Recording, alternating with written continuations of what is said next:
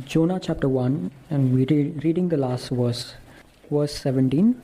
Now the Lord had prepared a great fish to swallow up Jonah. And Jonah was in the belly of the fish 3 days and 3 nights.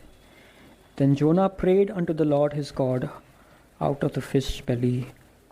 We just want to look today in the first part of the verse 17. The Lord had prepared a great fish to swallow up Jonah. And that's a very special word over there. The Lord prepared. And the Lord had prepared, not just prepared or preparing. It was as if the Lord had it prepared much before. It was not like God's plan B. It's not like something went off so bad that the Lord is now trying to salvage the situation. And the word is prepared, or some translation says the Lord appointed or the Lord ordained it. Yeah, that's the exact translation in Hindi. The Lord Tehraya. It's as if the Lord not just prepared or made or fabricated something. It's the Lord ordaining some things to happen in Jonah's life. You know, a lot of people think this is fiction, that nobody can survive in the belly of a fish. But the reason we know this is true, not just because it is biologically possible that there are fish so big enough to swallow up man, but because the Lord Jesus referred to Jonah and said, just like Jonah was in the belly of the fish 3 days. So the Lord made it clear that Jonah was in the belly of the fish and that it is a real incident. And so what a wild idea is this, a fish to swallow up a man. And why is the Lord going to so much length that he is going to swallow up a man for 3 days? The thing with Jonah is we relate with him a lot, just like we relate with Peter. And incidentally, Peter's father's name was also Jonah. I mean, we relate with them because they fail like we fail. And we relate to them because they turned back to God, not in themselves, but God reached out to them. I mean, we relate to them because we are as much as proud as they are. Just read verse 9. And he said unto them, I, a Hebrew, and I fear the Lord, the God of heaven. I mean, I can imagine Jonah saying this with so much pride in his heart. I, a Hebrew, I fear the Lord God of heaven. And the reason of that pride is because he's saying it to a bunch of Gentiles that don't know the Lord. So he's differentiating himself between all the people worshipping vanities and saying, I, Hebrew, I fear the Lord God of heaven who made all the things. I mean, it's easy for us also to say, I, a Christian. I mean, I have a relationship with the living God. I mean, it's easy to differentiate and separate ourselves from the world and say, no, we are Christians, I, Christian. But you see the problem here. What he said does not adds up or is a mismatch to the place in which he was found or the things he was found doing. And that's what we call hypocrisy. I mean, how easy it is to look back and say, I am a Christian and I have a lineage of our fathers. And just like the Jews would say, we are children of Abraham's children and Abraham is our father. How easy to look at the faith of the people that have gone behind us to justify ourselves. I mean, the Gentiles on board, they realized that the moment he took, I fear Jehovah, the name of the Lord, they were so afraid because it suddenly started to make sense why they are in the middle of such a storm. It's written they were exceedingly afraid. But it turns up that Jonah wasn't. I mean, for Jonah, it's one thing to realize that God is a God who is a consuming fire and then to act according to it. I mean, he was so cool with the situation. Yeah, he was cool with the fact that he had gone out of God's presence. He was cool with the fact that the ship is about to be capsized because of his sin. He was cool with the fact that in the midst of all the consequences of his sin that he and all the people around him are experiencing, he was cool enough to sleep. I mean, he was cool enough to even admit, I did it, so just throw me out of the boat. You see something so radically wrong with Jonah. I mean, it's not just his belligerence to go against God, but just to be hard-hearted, to be cool about it, to take it as if it's all okay and fine. And on the other hand, claim I'm a Hebrew, I fear the Lord God, as if my relationship with God is still intact. I mean, Jonah was also another person that faced multiple cycles of depression. Many times in this book, he says, I want to die. And so when the people asked him, he's saying, just throw me overboard. That's nothing less than suicidal. I mean, in his self-righteousness, he's saying, fine, I'm sinning, I have sinned, so just give me what I deserve. I mean, this is what you call height of foolishness. You see, it's almost suicidal, not a suicide, because if he really wanted to suicide, he would have jumped overboard. But he insisted that he should be thrown overboard. And he being thrown overboard was significant because he was a type of Christ. He was not going to kill himself. He had to be thrown overboard. And being thrown overboard, he was going to face the punishment that he deserved. But he knew he's going to die. I mean, Jonah was a person so easily he would give up on himself. I mean, he would call himself out so fast. If he did realize he sinned so much, maybe now at this point he's thinking there's nothing more that can be done. I mean, he might have gone so much away from God's presence that now he's thinking there's only one way this ends, and it ends with my death. He has a great view of God's justice but so little knowledge of God's grace. But here's the thing. You can never call yourself out unless God says he's done with you. I mean, you can wallow in your sins, you can self-condemn yourself, and come to a point where you think you're useless and worthless. But if God's not done with you, then you're not done. It doesn't matter how far you are from Him.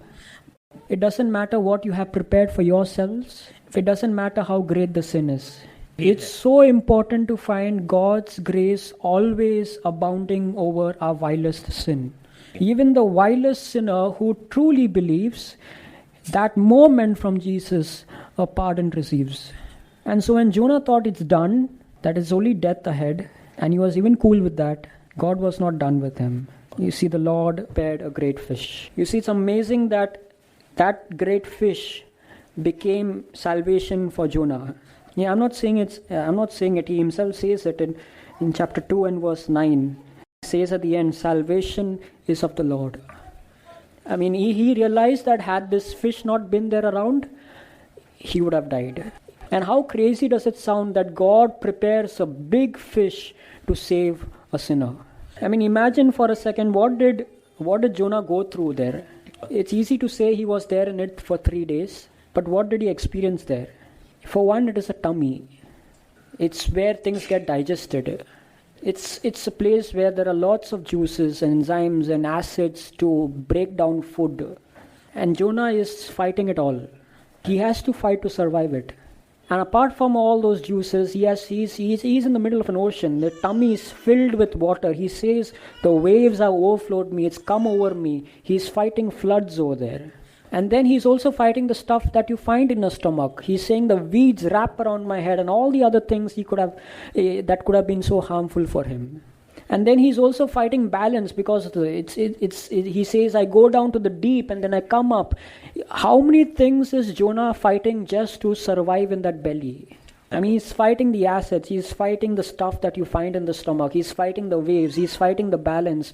And there is no way humanly possible somebody would survive a situation like this. Probably I'm imagining this way, that Jonah in that tummy, he realized there's no way he's going to survive it. But surprising to himself, he finds himself alive. 1 hour, 2 hour, 3 hour, half a day, full day, second day, and it's going to come to the end of the third day and Jonah is still survived. And that's what probably broke this man.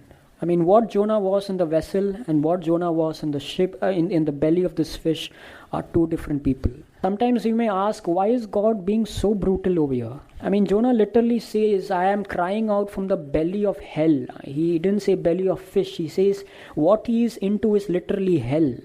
He says, I go down to the depths.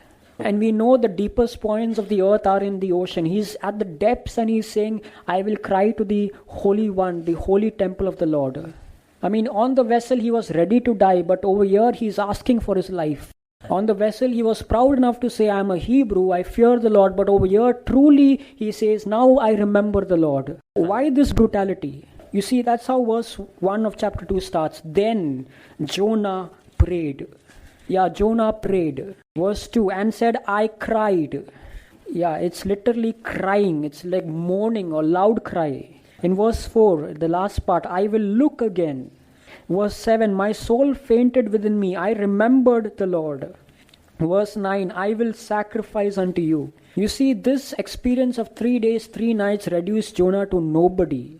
Sometimes we face difficult problems, we pray, but this is so much more than a simple prayer. I mean, sometimes we just pray, but over here, imagine Jonah has nothing to do in that belly of fish. He can't even sleep for those 3 days and 3 nights. The only thing he can do, the only hope he can ever have is on God. I mean, you can't imagine Jonah, such a hard-hearted, such a headstrong, proud person, breaking down to such levels where he's crying his heart out. And out of all the places, in the belly of the fish, he realizes who God is. He realizes God is not just hope, but the only hope. And in that belly of the fish, when he wants so much not just to pray, not just to cry out, not just to look unto God, not just to remember, he wants to give something to God. But what can he offer in that belly? I mean, he is nothing there. And so the only thing he says is, I will offer the voice of thanksgiving. You see, it's like God asking saints to cry in prison houses, asking Jonah to cry and sing in the belly of the fish. If you ask Jonah, I'm sure he would not have been sorry of an experience like this. Because God in his experience showed that he loves. I mean, for Jonah to say in verse 7, the last part, my prayer came in unto you, into your holy temple. He is in the depths of the ocean. And the holy temple is what we just read in the morning. It's in the heights of heights and the above which there is nothing. And he was confident that in that belly, in that depths, in almost being dead there, in that hell-like experience, his prayer reached to the highest temple. You see, we got to praise God for this. That just like he prepares a fish for Jonah, he prepares things for us. For the people on the vessel, he threw a storm for them. And sometimes we might question, Lord, why is as if I am the only target? There are so many wicked people out there. Why is it that I have to face it? Just like the fish was for Jonah, not for the more wicked Gentiles on the board. You see, the Lord loves those that are his. And just like he prepared a fish, he can prepare for us experiences with cruciating pain. And he can take us through bereavement, through family losses, financial losses, diseases, accidents, untoward things, accidents, events happening in our life, jobs going, demotions, all the hell that we can experience on earth, he can take us through it. And when he does that, we have to ask, Lord, am I like Job? You are saying righteous, blameless. Am I for my righteousness suffering for this? Or like Jonah, I have gone away from you? I mean, is God punishing you? And that punishment is far from vengeance. God is not trying to take vengeance or revenging you. He is like a father punishing you. I mean, there are no extents to which God can go and preparing a fish. There are no extents to the experiences God can ordain for you. Paul said it too in the Corinthians. There are some among you that are weak, that are sick, and that are even dead. I mean, God is not going to spare us just because we think we are the temple of God, we are the children of God. He says that look at the place of Shiloh. Look at the place where the tabernacle is. Look how decimated it is. I mean, he warned not just the temple of Solomon, but the whole city of Jerusalem will be destroyed. And then he also warned the disciples that Herod's temple will be destroyed. And even just because something is called a temple, just because something is ordained by God, God's name and God's place, God is not going to spare it. We are the temple of God, and he who destroys the temple, him will God destroy. But you see, Jonah didn't find that complete destruction. God brought Jonah to the gates of hell, he literally faced death, and he found salvation. How often did the Lord say that I am not going to make a full end of you, but I will correct you in measure? I mean, you might be hard pressed by the problems you're facing. Sometimes even your closest acquaintance, people in the church might offend you. But are you realizing that this is the hand of God that is hard pressed upon you? That God in his mercy and love is judging you? Why does the Lord do it? Just to see us broken. That we don't just pray, but we pray and cry and look and remember and are ready to offer our vows. I mean, he says he will not despise a broken and a contrite heart. A God who dwells in eternity, who inhabits eternity, the high and lofty one, dwells with the one who is contrite spirit. And the only reason why God likes to mess up our life and allows us to go in through these experiences so that we do not become ourselves. We break down and not be our own selves. He only does this to change us to his son's image. See, I remember one brother once telling me that he was once disciplined by the church, and it was for over a year where he was not even allowed to come to the church, leave alone being part of the table. Tough time. But he said, and during that time, he spent this time reading the Word of God and drawing close to God. In one of the functions he had attended, somebody told him this, that, brother, you are God-forsaken. And he didn't have a second opinion. He knew what he had gone through. So he readily agreed to it. Yeah. Then that night he comes back to his room and he's reading the Word of God. And he is drawn to that verse in Isaiah where the Lord says, "You are my servant. I have chosen you and I have not rejected you." You see, God will never ever forget a broken-hearted person. I just want to read one verse in closing. Let's turn to Isaiah chapter 30. For a context, verse 1, "Woe to the rebellious children." Over here in English it is children. I mean, not rebelling Gentiles, unbelievers, foreigners, but God's children. And that verse ends by saying that they may add sin to sin. And look at what they say in verse 11. "Get out of the way. Turn aside out of the path. Cause the Holy One of Israel to cease before us." Holy One of Israel is a phrase for Jesus Christ. They're literally saying, let Christ die. Let him cease from us. And so what does the Lord do? Verse 14. "He shall break it as the breaking of the potter's vessel that is broken in pieces. He shall not spare, so that there shall not be found in the bursting of it a shred to take fire from earth or to take water out of the pit." God is saying, I'm going to so break you into splinters, into such minuscule pieces that there will be no worth further for you. I mean, if you break a pot, at least you'll get some big pieces with a curve. You can make use of it some way. But the Lord is saying, I'm going to break you to splinters. And verse 17, 1,000 shall flee at the rebuke of one. At the rebuke of 5 shall he flee, till you be left like a pillar upon the top of a mountain and as a sign on a hill. You will be like a pillar on top of a barren mountain, or like a sign on the mountain for everybody to see. That's how reduced and nothing you will be. Why is the Lord being so brutal? I mean, so breaking down the person. Why is the Lord even doing it? I mean, why is the Lord so relentless after the sinner? If we are lost, is that a loss to the Lord? If we worship a God who has glory in himself without any of the creation and before the creation, there is no loss to him. There's no need for God to run after a rebel child. He is so filled with servants and faithful angels who have never sinned once in their life. I mean, why should God really care about us? Why would he make us go through these experiences? He says in verse 18, "Therefore will the Lord wait." He's waiting. I mean, he's waiting for Jonah to get down into his knees, pray, break down, cry, and look unto him. He's waiting for us to unbecome ourselves, so that he can show himself gracious, so that in exalting himself, he will show us mercy. I mean, that's the God we serve. A God who is highly exalted in the heavens decides to exalt himself onto a Roman cross, and in that way, he shows us mercy.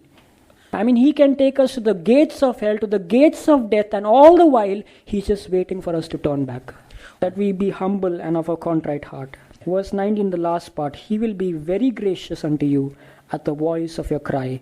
When he shall hear it, he will answer you." Our God is so relentless. He is just waiting for us to cry. Sometimes he doesn't even wait for it. I mean, the people cried, he raised Othniel as a judge. They again did sin, and then they cried, he raised Ehud as a judge. They again cried, he raised Deborah as a judge. They again cried, he raised Gideon as a judge. They again cried, and he raised Jephthah as a judge. And then they did again evil, but this time they didn't cry. But anyways, God still raised Samson as a judge. Our God is so relentless, and he is so forgiving. He so wants us coming back unto him. Sometimes it's a great fish. Sometimes it's a great famine. So that the prodigal son is reduced to nothing, no food, no citizenship, nothing. He is like a pig feeder. And in that horrible position, the prodigal son can remember the father's house. It's like the worst king of Israel, Manasseh, who even offered his own son on the altar, burned him up. Such a hard-hearted, proud, wicked king is chained in a foreign land, horribly captive there. And in that condition, he can humble himself. All he wants is for us to cry out to him. May his name be glorified.